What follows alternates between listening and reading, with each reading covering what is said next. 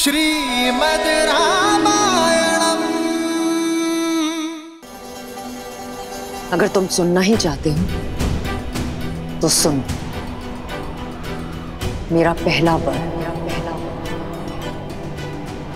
अयोध्या के सिंहासन पर अब तुम नहीं, मेरा पुत्र भरत बैठेगा।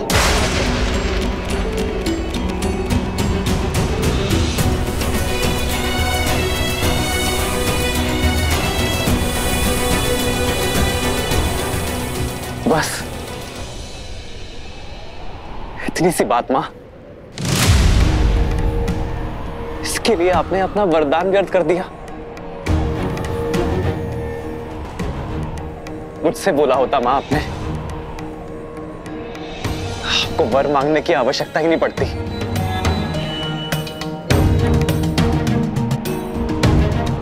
मेरा भरत राजा बने, इससे किसी को क्या आपत्ति हो सकती है मां? भरत जैसा न्यायप्रिय और परोपकारी राजा पाकर अयोध्या धन्य हो जाएगी मां।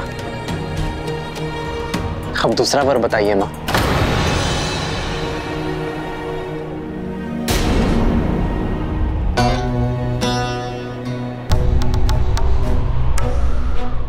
मेरा दूसरा वर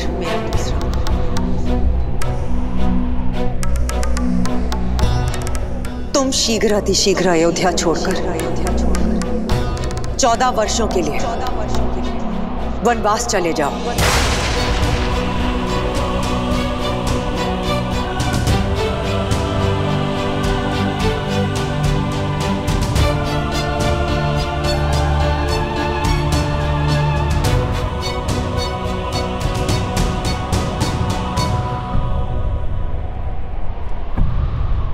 स्वीकार है मुझे मां, स्वीकार है मुझे।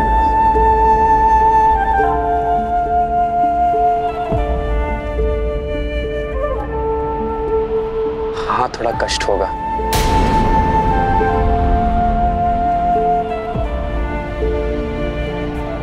अपने बूढ़े पिता को और स्नेहमयी 3 माताओं को इस अवस्था में छोड़कर दूर जाना होगा। थोड़ा कष्ट होगा मां, किंतु कष्ट से अधिक आनंद भी होगा। आनंद की वनवास में मुझे मेरे देश और प्रजा को अधिक समझने का अवसर मिलेगा, संतों से सीखने का, संतों की सेवा करने का और उनसे उचित ज्ञान प्राप्त करने का अवसर मिलेगा।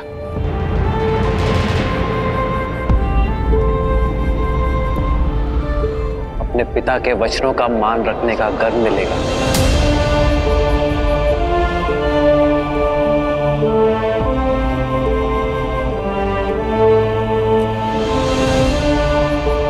अपनी मां की इच्छा को पूर्ण करने का संतोष मिलेगा।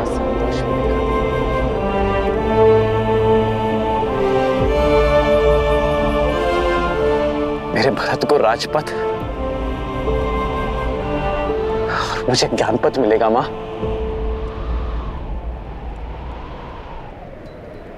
मां, ये वर मांगकर आपने इस राम की झोली में आनंद और सुख भर दिया है मां।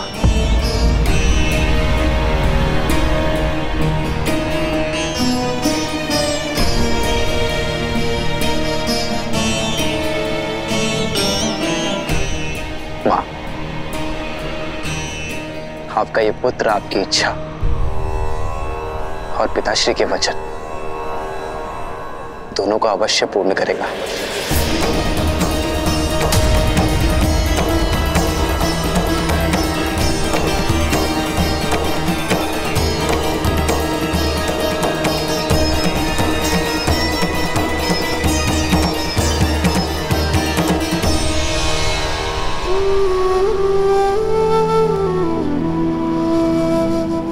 पिताश्री, बस इतनी सी बात पर व्यथित हो गए आप?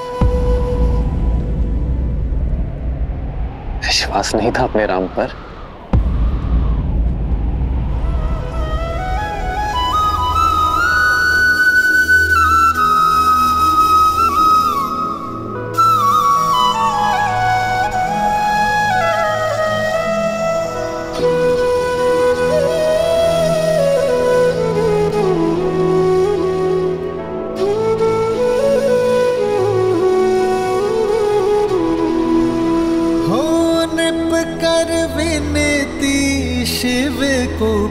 पुकारे, कृपा करो प्रभु कष्ट न तारे।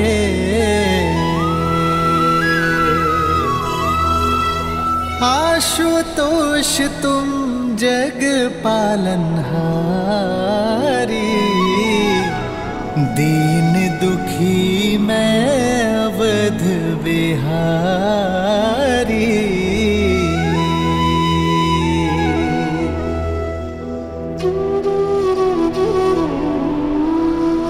प्रसन्न हो जाइए पिताश्री, आपके राम को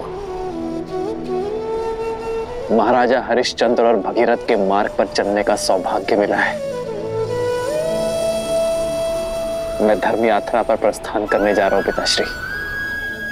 अपने नेत्रों पर इन अश्रुओं के साथ नहीं, अपने मुख पर गर्व के साथ अनुमति दीजिए पिताश्री।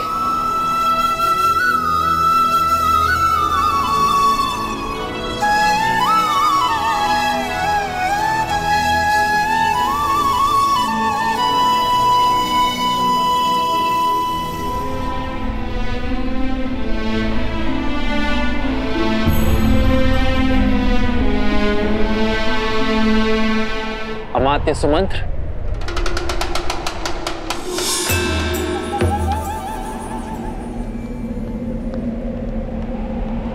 जी कुमार। पिताश्री का स्वास्थ्य ठीक नहीं है, ये किसी को ज्ञात नहीं होना चाहिए। आप इसी क्षण राजसभा जाएं और मेरा एक संदेश सभी को दें।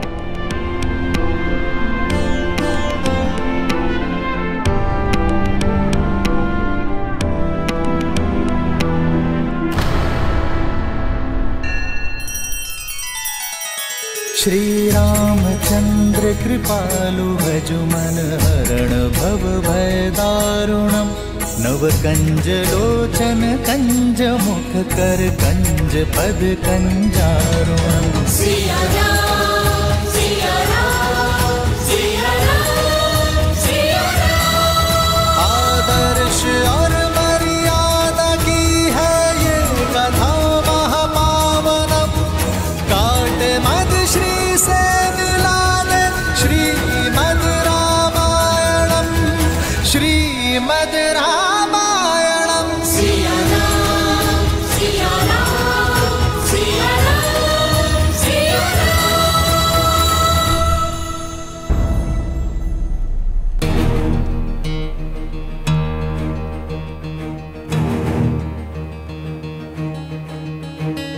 महाराज अभी तक नहीं आए? बात कुछ गंभीर प्रतीत होती है।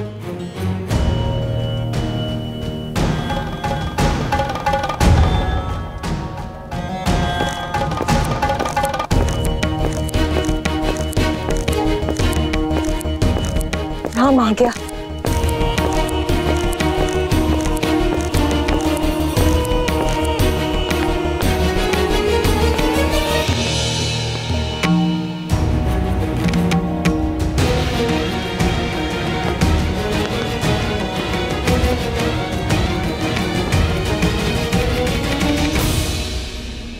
आप सभी को खेद सहित सूचित किया जाता है कि किसी विशेष कारणवश कुमार राम का युवराज्याभिषेक स्थगित किया जाता है।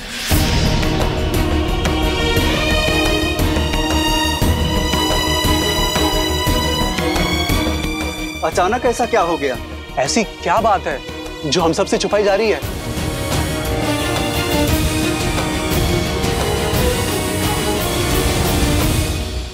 महाराज दशरथ और कुमार राम का विनयपूर्वक आग्रह है अपनी प्रजा से कि आप सब अपने अपने घरों की ओर प्रस्थान करें। उचित समय पर आप सबको संबोधित किया जाएगा।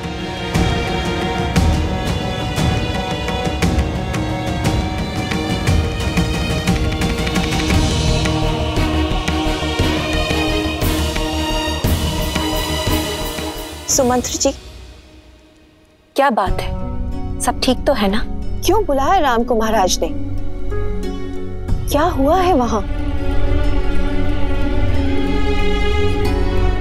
आप मौन क्यों हैं? सत्य बताइए सुमंत। कुमार राम महाराज के साथ ही हैं। उन्होंने आप सबसे निश्चिंत रहने के लिए कहा है। मैं स्वयं उनसे मिलकर आती हूँ। जी माँ, चलिए। ठहरिए।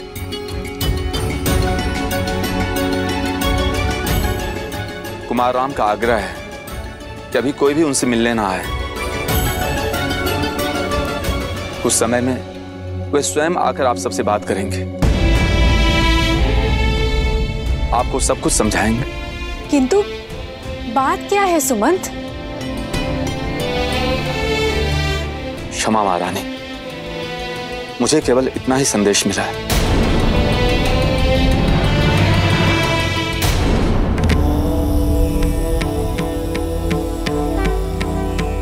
क्या सोच रही हैं देवी? यही महादेव कि जीवन ऐसा क्यों है। मनुष्य जब सुख और आनंद के शिखर पर होता है तब दुख और विपदा की खाई उसके सामने क्यों आ जाती है? जीवन है, इसीलिए ऐसा है। हृदय की प्रत्येक धड़कन के पश्चात एक विराम आता है। प्रत्येक श्वास के पश्चात निश्वास आती है। श्रीमद् रामायण भी संसार को यही समझाती है कि यदि व्यक्ति के जीवन में कोई आपदा आती है तो वो साथ में दो अवसर भी प्रदान करती है। हार जाओ या पार जाओ। यूं समझ लीजिए देवी कि कई बार जीवन यात्रा में व्यक्ति के समक्ष मानो संकटों का एक बड़ा सा पर्वत आ खड़ा होता है। किसी प्रकार से वो उस पर्वत को पार कर लेता है तो क्या देखता है कि सामने एक अत्यंत गहरी खाई है। भरसक प्रयत्न करके वो उस खाई को पार करता है तो देखता है कि सामने पहले से भी कहीं ऊंचा एक और पर्वत खड़ा है। अब ऐसी विषम परिस्थिति में वो किस विकल्प का चुनाव करेगा, ये चयन उस मनुष्य का ही है। श्री राम के जीवन में भी ऐसी ही दुविधा आई, परंतु उन्होंने हार जाना नहीं, पार जाना चुना।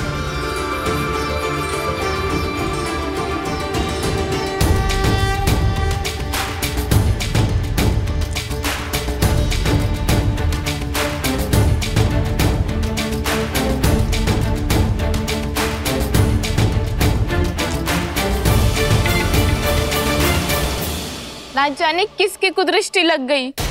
इतने उत्साहित थे हम कुमार राम के युवराज अभिषेक के लिए। कुदृष्टि लगी तो है, उतर भी जाएगी। देखना, शीघ्र ही कुमार राम के सिर पर अयोध्या का मुकुट होगा। कितनी झूठी आशाएं बांध रही हो। अरे अयोध्या का मुकुट तो क्या, अयोध्या के मिट्टी का कण भी नहीं मिलेगा तुम्हारे राम को। शुभ अवसर पर कैसी बातें कर रही हो मंत्रा काकी? हाँ, लगता है वृद्धावस्था में आपकी बुद्धि खेल रही है आपके साथ। मेरी बुद्धि नहीं खेल रही है, बल्कि ये सब मेरी बुद्धि का रचा हुआ है। राम नाम जपने वाली कैकेयी के मन में पुत्र मोह जगाया है मैंने। महाराज से अपने दोनों वचन मांगने के लिए विवश किया है। तुम सब देखना, अति शीघ्र मेरा भरत अयोध्या का पहले युवराज बनेगा और उसके बाद नरेश। और तुम्हारा वो राम है ना, वो बनेगा वनवासी। इतना बड़ा षड्यंत्र रचा तुमने। नरक में जाओगी तुम, नरक में जाओगी, नरक में जाओगी तुम, नरक में। अयोध्या की प्रसन्नता को निराशा में बदल दिया है तुमने। निराशा नहीं, ये तो मेरे वर्षों की आशा है जो शीघ्र ही पूरी होगी। और अति शीघ्र भरत का सूर्य उगेगा और राम का सूर्य डूबेगा।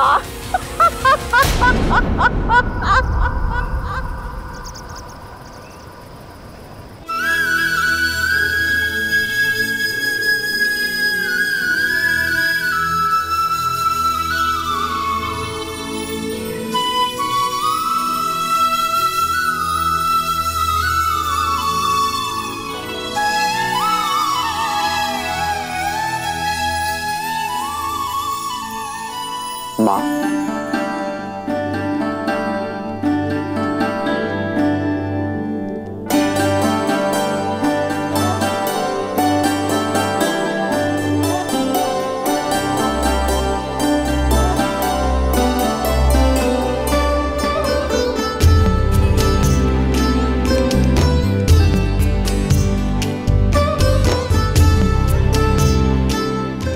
माँ मैं जो विघ्न था वो टल गया राम? हाँ माँ,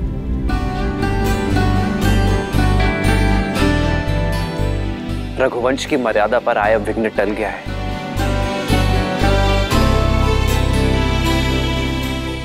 युवराज अभिषेक होगा, आपके पुत्र का ही होगा माँ।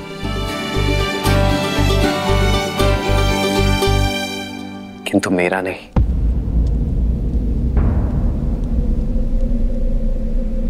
मेरे भाई भरत का होगा।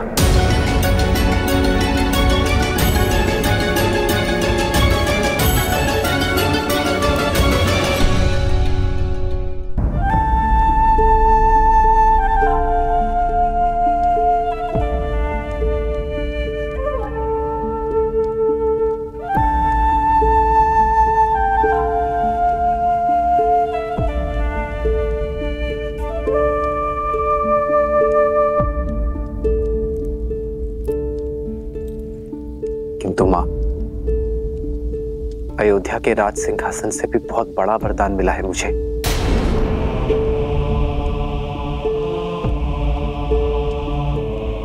अपने पिताश्री के वचन को निभा सकने के योग्य बनने का वरदान।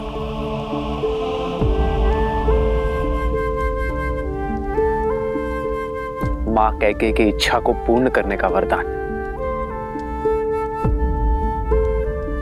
रघुकुल की रीत निभाने का वरदान। पितामह हरिश्चंद्र के पथ पर चलने का वरदान। और सबसे बड़ी बात मां, संतों की सेवा करने का वरदान। उनसे उचित ज्ञान और सीख पाने का वरदान। और ये वरदान क्या है आर्य?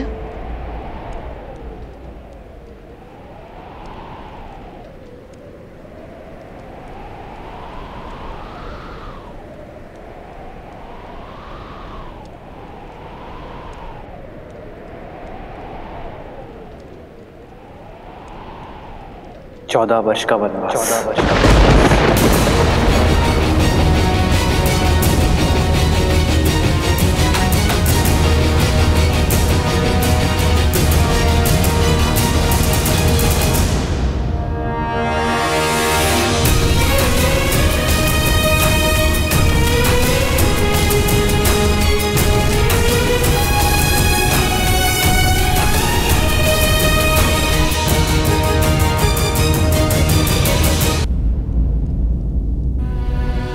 मां होने के नाते कैकेयी ने अपने पुत्र भरत का सोचा।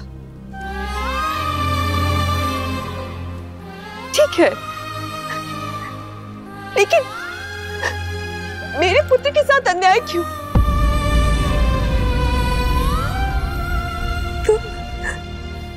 तुम तो उसे प्रेम से मां पुकारते थे ना राम? जना नहीं, जन्मी से ज्यादा माना था तुमने उसे। सदा सदा मुझसे पहले तुमने उसका आशीष लिया और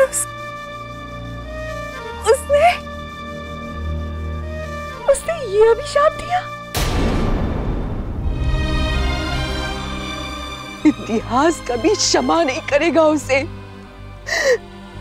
मैं कभी क्षमा करूंगी।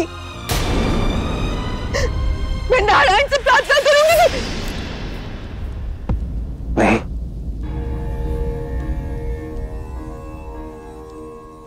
मां कैकेयी पर क्रोध ना करना। उन्होंने तो मुझे जीवन का उचित अर्थ सीखने का अवसर दिया है।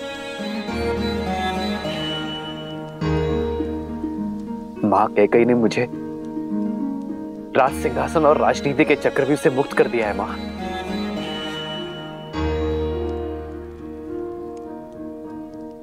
मेरा भरत, मेरा प्रिय भरत अब राजा बनेगा। मेरे सारे दायित्व, राजमुकुट का बोझ अब भरत संभालेगा। मां,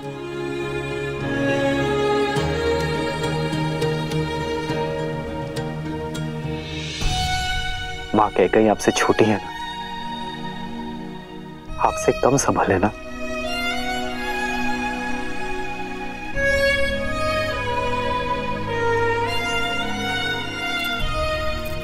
सब वरदान तो पा चुकी हो राम, आप मुझसे क्या चाहते हो? मुझसे वो मत मांगना जो मैं तुम्हें दे नहीं सकती।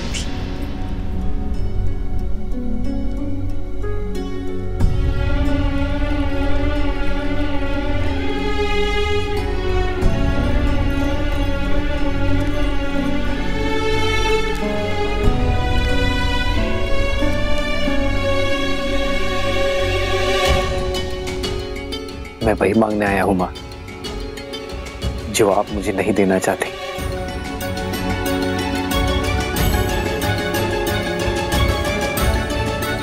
अनुमति, वन में जाने की।